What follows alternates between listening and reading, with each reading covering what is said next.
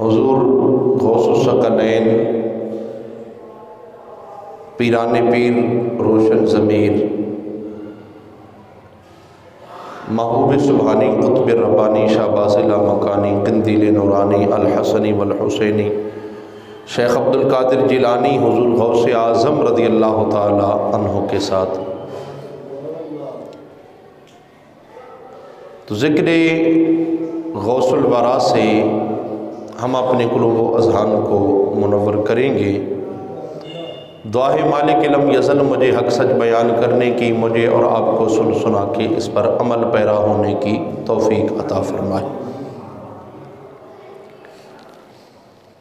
حضور غوث اعظم رضی اللہ تعالیٰ عنہ وہ عظیم المرتبت ہستی ہیں کہ جن کا خاندان بھی عظمتوں اور رفعتوں والا ہے،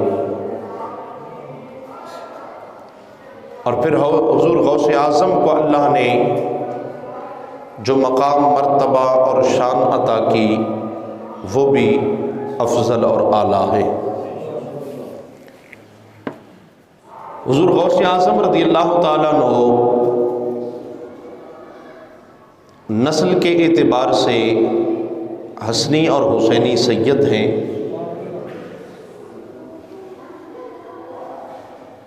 مادرزاد اللہ کے ولی ہیں۔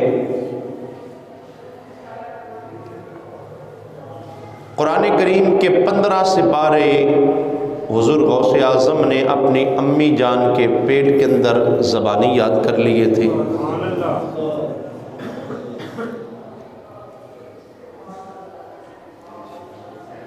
اور بچپن میں ہی آپ فرماتے ہیں میں جس راستے سے گزرتا تھا ان راہوں سے آواز آتی تھی کہ اللہ کے ولی کو راستہ دے دو۔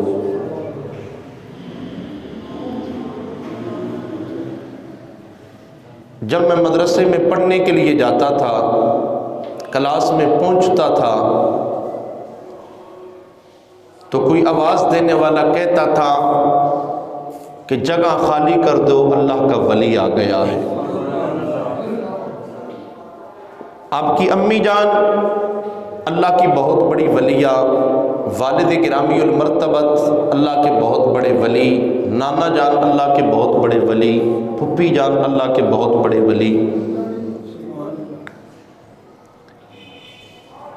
پھر سارے نسلوں اور خاندانوں سے آپ کا خاندان اعلیٰ ہے کہ میرے نبی کا خون آپ کی رگوں میں ہے۔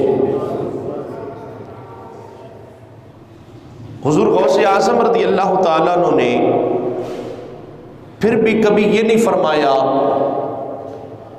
کہ میرے نسب کی وجہ سے مجھے مقام ولایت ملا، میرے خاندان کی وجہ سے مجھے مقام ولایت ملا۔ میں مادرزاد اللہ کا ولی ہوں، حضور غوث اعظم نے کبھی یہ نہیں فرمایا۔ جب بھی آپ سے پوچھا جاتا کہ بتائیں آپ کو اللہ نے مقام ولایت کیسے عطا کیا، تو آپ فرمایا کرتے تھے درست العلم حتی صرت القطب۔ آپ فرمایا کرتے تھے میں رسول اللہ کے دین کا علم حاصل کرتا رہا، اللہ نے مجھے مقام ولایت عطا کر دیا۔ اور سنن بہقی کے اندر اللہ رب العالمین کے پیارے محبوب کا فرمان ہے، جس کو حضرت امام حسن مجتبی رضی اللہ تعالیٰ عنہ جناب حضرت ابو درداء رضی اللہ تعالیٰ عنہ سے روایت کرتے ہیں کہ اللہ کے پیارے محبوب نے فرمایا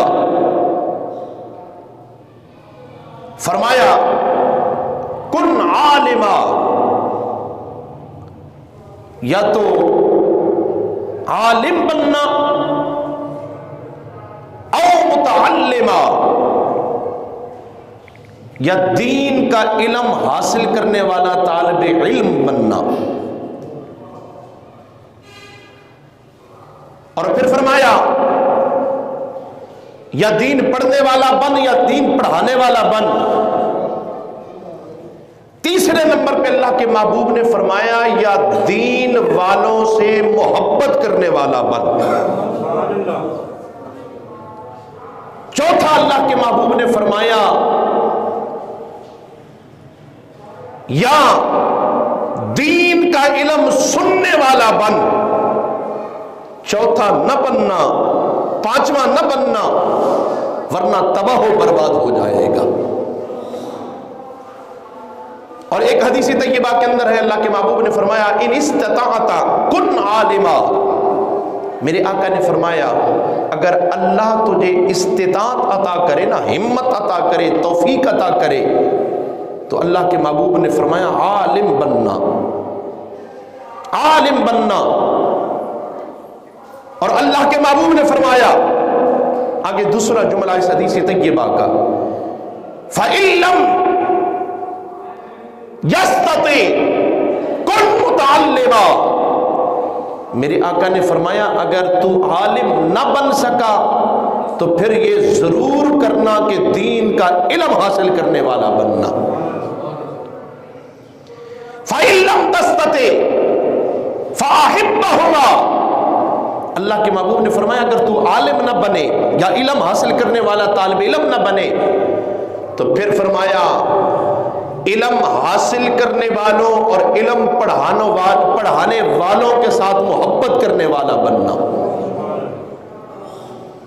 یا عالم بننا یا طالب علم بننا یا ان سے محبت کرنے والا بننا۔ اور آقا کریم صلی اللہ علیہ وآلہ وسلم نے چوتھا جملہ فرمایا اگر تو عالم بھی نہ بن سکے، طالب علم بھی نہ بن سکے اور دین کا علم پڑھانے والے اور پڑھنے والوں کے ساتھ محبت کرنے والا بھی نہ بن سکے تو فرمایا پھر دین کے علماء اور طالب علموں سے بغض اور دشمنی کرنے والا نہ بننا، ورنہ ہلاک اور تباہ ہو جائے گا۔ تو حضور غوث اعظم بھی فرماتے ہیں درست العلم حتی صرت القطبہ، اب فرماتے ہیں میں اپنے نانا محمد عربی کے دین کا علم حاصل کرتا رہا، اللہ نے مجھے مقام ولایت عطا کر دیا۔ اور حضور غوث اعظم رضی اللہ تعالیٰ عنہ کی حیات طیبہ 91 برس 91 سال حضور غوث اعظم کی زندگی مبارکہ ہے۔ اور حضور غوث اعظم رضی اللہ تعالیٰ عنہ فرماتے ہیں کہ 30 سال میں نے رسول اللہ کے دین کا علم پڑھا ہے اور پھر 30 سال اس علم کو میں نے سمجھا ہے اور 30 سال پھر میں نے رسول اللہ کا دین کا علم لوگوں کو پڑھایا ہے۔ حضور غوث اعظم رضی اللہ تعالیٰ عنہ وقت کے بہت بڑے عالم بھی ہیں، وقت کے بہت بڑے محدث بھی ہیں، وقت کے بہت بڑے مفکر بھی ہیں، وقت کے بہت بڑے مفسر بھی ہیں، وقت کے بہت بڑے شیخ الحدیث بھی ہیں، وقت کے بہت بڑے شیخ القرآن بھی ہیں، وقت کے بہت بڑے شیخ التفسیر بھی ہیں، وقت کے بہت بڑے شیخ الفقہ بھی ہیں، حافظ بھی ہیں، قاری بھی ہے، عالم بھی ہے، مفتی بھی ہے، فقی بھی ہے، قاضی بھی ہے اور ساتھ ساتھ اللہ کے برگزیدہ ولی بھی ہے۔ اور یہ یاد رکھنا آج ہماری قوم نے نا اس میں تقسیم کر دی ہے۔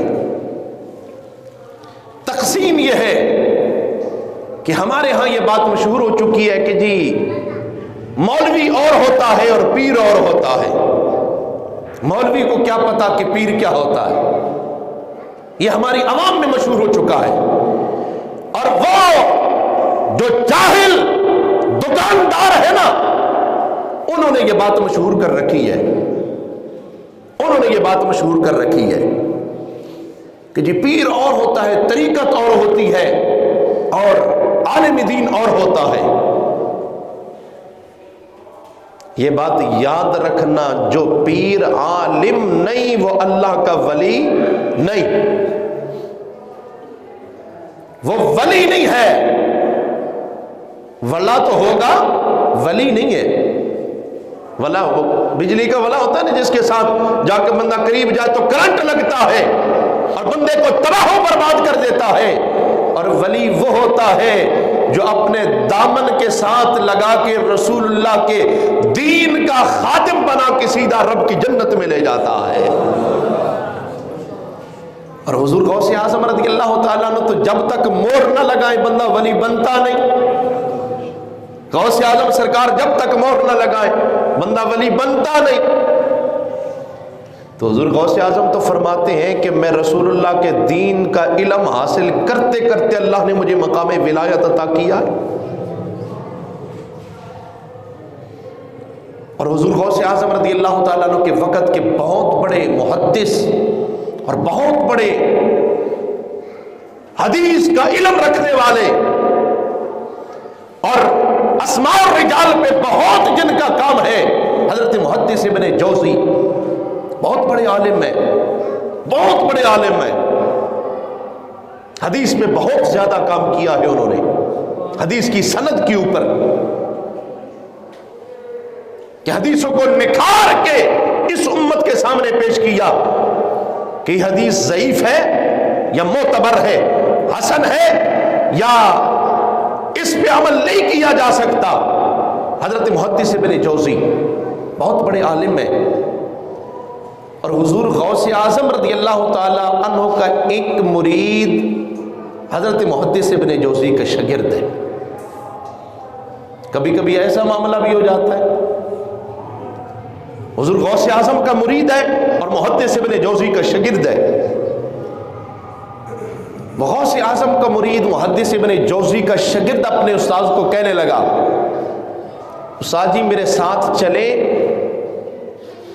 اور آ کے نہ چل کے میرے پیر صاحب کے ساتھ ایک مرتبہ ملاقات کر کے تو دیکھیں۔ محدث ابن جوزی بہت بڑے عالم ہیں، فرمانے لگے یار میرا وقت ضائع نہ کر، میرا ٹائم قیمتی ہے، ان پیروں کے پاس علم کچھ نہیں ہوتا، ان لوگوں کو ویسے اپنے پاس بٹھائی رکھتے ہیں اور لوگوں کا ٹائم ضائع کرتے ہیں۔ لیکن وہ شاگرد غوث اعظم کا مرید کہنے لگا میرے پیر صاحب وہ ہیں جو روزانہ قرآن پاک کا درس دیتے ہیں، قرآن پاک کا درس دیتے ہیں۔ اور حضور غوث اعظم سرکار رضی اللہ تعالیٰ عنہ نے کوئی فیکٹری یا بینک بیلنس نہیں بنایا، غوث اعظم سرکار نے اپنا مدرسہ بنایا ہے، جامعہ نظامیہ قادریہ۔ اور آپ کے پاس ایک جوان آیا، حضور میرے والد صاحب فوت ہو گئے، والد صاحب فوت ہو گئے، اور میں نے رات کو خواب میں اپنے والد کو دیکھا کہ جہنم کی آگ کے اندر جل رہا ہے، اور میرے والد صاحب نے مجھے کہا ہے کہ جا کے عبد القادر جیلانی سے میرے لیے دعا کروانا۔ حضور غوث اعظم نے یہ نہیں فرمایا وہ میرے ڈیرے سے گزر کے گیا ہے، میرے در دولت سے گزر کے گیا ہے، میرے آستانے سے گزر کے گیا ہے، فرمایا نہیں، کیا تیرا باپ کبھی میرے مدرسے سے گزر کے گیا ہے؟ حضور میرا والد آپ کے مدرسے سے نہیں گزرا۔ کہاں؟ مدرسے کے دروازے سے گزرا ہو؟ نہیں حضور، گلی سے گزرا ہو؟ ہاں حضور میرا والد آپ کے مدرسے والی گلی سے گزر کے گیا ہے۔ فرمایا جا، میں رب کے دربار میں دعا کرتا ہوں اللہ تیرے باپ کو جہنم سے نجات عطا کر کے جنت کے بالا خانے عطا کر دے گا۔ تو پتہ چلا غوث اعظم نے مدرسہ بنایا تھا۔ غوث اعظم سرکار نے کیا کیا تھا جی؟ مدرسہ بنایا تھا۔ اور یہ اللہ والوں کا یہ طریقہ ہوتا تھا، جہاں بھی اللہ والے جا کے ڈیرا لگاتے تھے نا، وہاں پہ سب سے پہلے اللہ والے اپنا دربار نہیں بناتے تھے، اللہ کا گھر مسجد بنایا کرتے تھے، مسجد بناتے تھے، اور مسجد کے ساتھ پھر مدرسہ بنتا تھا۔ اور میرے لجپال نبی جی بھی جب مکے سے ہجرت کر کے مدینہ منورہ میں گئے نا، آقا نے اپنے صحابہ کو یہ نہیں فرمایا صحابہ میں نے اپنی کوٹھی کے لیے جگہ لینی ہے، اپنے بنگلے کے لیے جگہ لینی ہے، میرے آقا نے فرمایا نہیں صحابہ یہ جگہ کا پتہ کرو، یہ جگہ کس کی ہے، ہم نے اس جگہ پہ مسجد نبوی بنانی ہے، مسجد تعمیر کرنی ہے۔ اور پھر مسجد کے ساتھ رب کے محبوب نبی نے وہ چبوترا بنایا جس چبوترے پہ روزانہ میرے آقا صحابہ کو بٹھا کے قرآن اور حدیث کا درس ارشاد فرمایا کرتے تھے. میرے آقا پڑھایا کرتے تھے. مدرسہ بنایا ہے آقا نے, آقا کریم نے مدرسہ بنایا ہے جس کو اصحاب صفہ کہتے ہیں. وہ صحابہ کا مدرسہ تھا, وہ صحابہ کا مدرسہ تھا. اور غوث اعظم سرکار نے بھی مدرسہ بنایا, کیونکہ غوث اعظم نے پڑھائی مدرسے میں تھا, پڑھائی مدرسے میں تھا. تو محدث ابن جوزی نے جب سنا نا کہ وہ پیر صاحب ہیں, اللہ کے ولی ہیں اور روزانہ قرآن پاک کا درس دیتے ہیں, کہا پھر تو جانا چاہیے, پتہ چلے گا نا کیسے کتنا ولی کتنے پانی میں ہے اور کون سا درس قرآن کا دیتا ہے. محدث ابن جوزی گئے, جا کے بیٹھے نا. حضور غوث اعظم رضی اللہ تعالیٰ عنہ کا معمول مبارک ہوتا تھا کہ آپ قرآن کریم کے قاری سے قرآن پاک کی ایک آیت فرمایا کرتے تھے, تلاوت کرو. جب قرآن پاک کی ایک آیت تلاوت ہوتی نا, پھر حضور غوث اعظم رضی اللہ تعالیٰ عنہ اس آیت کا ترجمہ, تفسیر اور اس سے جو سبق حاصل ہوتا ہے, اس سے جو مسائل حاصل ہوتے ہیں اور نکلتے ہیں, حضور غوث اعظم رضی اللہ تعالیٰ عنہ وہ لوگوں کو بیان فرمایا کرتے تھے.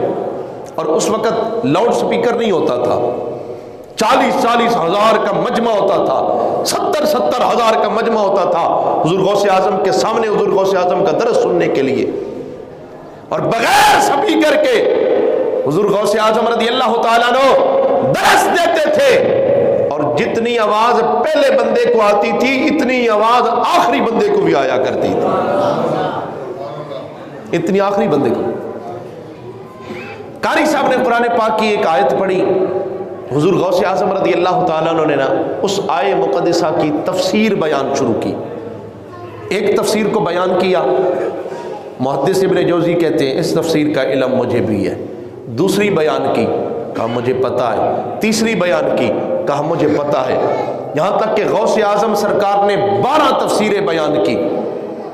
محدث ابن جوزی کہتے ہیں اس میں کون سا کمال ہے, یہ 12 تفسیریں تو مجھے بھی آتی ہیں, پھر میرے غوث اعظم نے کرتے کرتے اس ایک آیت کی 40 تفسیریں جب بیان کی. وقت کا بہت بڑا محدث ابن جوزی اٹھتا ہے, اپنا کرتا پھاڑتا ہے, غوث اعظم کے قدموں میں گر جاتا ہے. حضور میں تو سمجھتا تھا ان اللہ کے ولیوں کو علم نہیں ہوتا, آج پتہ چل گیا عبد القادر جیلانی کتنا بڑا عالم دین ہے, کتنا بڑا رسول اللہ کے دین کا عالم ہے. اور حضور غوث اعظم فرمانے لگے, لوگوں یہ تو 40 تفسیریں تھی جو قال والی تھی, آؤ اب ذرا حال کی طرف لوٹتے ہیں, حال کی طرف لوٹتے ہیں. اس حال کی نشست میں حضور غوث اعظم رضی اللہ تعالیٰ نے سارے لوگوں کے دلوں کو خطاب فرمایا کرتے تھے, اور لوگ تڑپ جاتے تھے. یہاں تک کہ کبھی ایسا ہوتا کہ 7 جنازے اس محفل سے اٹھا کرتے تھے کہ لوگ وجد کی کیفیت میں اللہ کا ذکر کرتے ہوئے آمینہ کے لال پہ درود و سلام پڑھتے ہوئے اللہ کو پیارے ہو جایا کرتے تھے. اور حضور غوث اعظم رضی اللہ تعالیٰ عنہ وہ ہستی ہیں, کیا فرماتے ہیں, قدمی ہادہی علی رکبت کل ولی اللہ. حضور غوث اعظم فرماتے ہیں کہ میرا قدم ہر ولی کی گردن کے اوپر ہے, ہر ولی کی گردن کے اوپر ہے.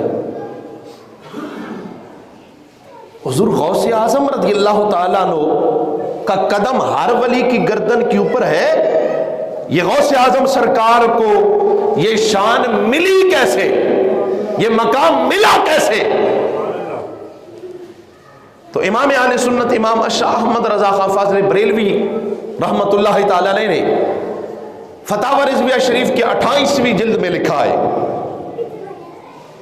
جب اللہ نے میرے اور آپ کے لجپال نبی کو معراج کی کرائی نا سیر, اور میرے آقا کے پاس جب جناب جبرائیل و میکائیل علیہم السلام جنتی سواری براق لے کے آئے نا، اور میرے آقا جب براق پہ سوار ہونے لگے، وہ براق خوشی کے ساتھ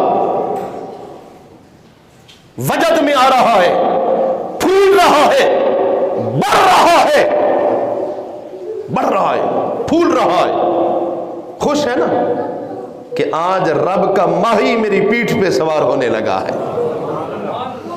اور آقا کریم صلی اللہ علیہ وآلہ وسلم جب براق پہ سوار ہونے لگے، میرے آقا نے اپنا قدم اٹھایا، ایک روح آئی، اس روح نے آقا نے اپنا کندھا جھکایا، اور وہ روح بول کے کہتی ہے، اے میرے نانا رب کے محبوب نبی، میرے کندھے پہ قدم رکھ کے آپ براق پہ سوار ہو۔ میرے آقا نے قدم رکھا، براق پہ سوار ہوئے۔ میرے لجپال نبی جب براق پہ سوار ہوئے، کندھے پہ قدم رکھ کے، تو میرے آقا فرمانے لگے، اے میرے بیٹے عبد القادر، آج تو نے میرے قدم کے لیے اپنا کندھا جھکایا ہے۔ اے میرے بیٹے عبد القادر، کل ایک وقت آئے گا تیرے قدم کے لیے سارے ولی اپنی گردنیں جھکا دیں گے، تیرے قدم کے لیے سارے ولی اپنی گردنیں جھکا دیں گے۔ اور اللہ نے غوث اعظم سرکار کو یہ شان عطا کی ہے کہ حضور غوث اعظم رضی اللہ تعالیٰ عنہ نے جب یہ اعلان فرمایا نا بغداد شریف میں، قدمی ہذہ علی رکبت کل ولی اللہ، کہ میرا قدم ہر ولی کی گردن کے اوپر ہے، بغداد میں بیٹھ کے اعلان کیا۔ انڈیا کے اندر اجمیر شریف ہے، اجمیر کے ٹبوں پہ بیٹھا ہے خواجہ معین الدین چشتی اجمیری سنجری رحمت اللہ تعالی علیہ، جو محبوب الہی ہے۔ خواجہ معین الدین چشتی اجمیری بیٹھے ہیں، اپنی گردن کو جھکایا، زبان حال سے پکار کے کہتے ہیں، اے پیران پیر روشن ضمیر، آپ کا قدم میری گردن پہ بھی ہے، میرے سر پہ بھی ہے، میری آنکھوں پہ بھی ہے، میرے دل پہ بھی ہے۔ خواجہ معین الدین چشتی اجمیری بھی بندہ کوئی عام نہیں، ایک نگاہ پھیرے تو 90 لاکھ ہندوؤں کو کلمہ پڑھا کے ایمان کی دولت عطا کرنے والا ہے۔ ادھر غوث اعظم سرکار فرماتے ہیں، اے معین الدین میں نے تجھے قبول کیا ہے۔ خواجہ معین الدین چشتی اجمیری سے مریدوں نے پوچھا، حضور کیا کہہ رہے ہیں، سر کیوں جھکایا ہے، یہ الفاظ کیوں فرمائے ہیں؟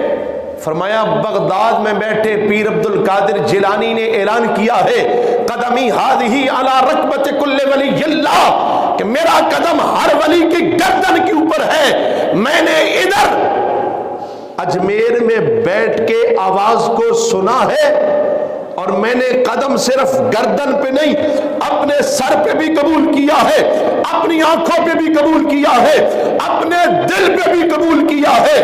پتا چلا ادھر اللہ کا ولی بیٹھ کے بغداد میں بیٹھ کے بولے، اجمیر والا بیٹھ کے ادھر سنتا ہے، ادھر سنتا ہے۔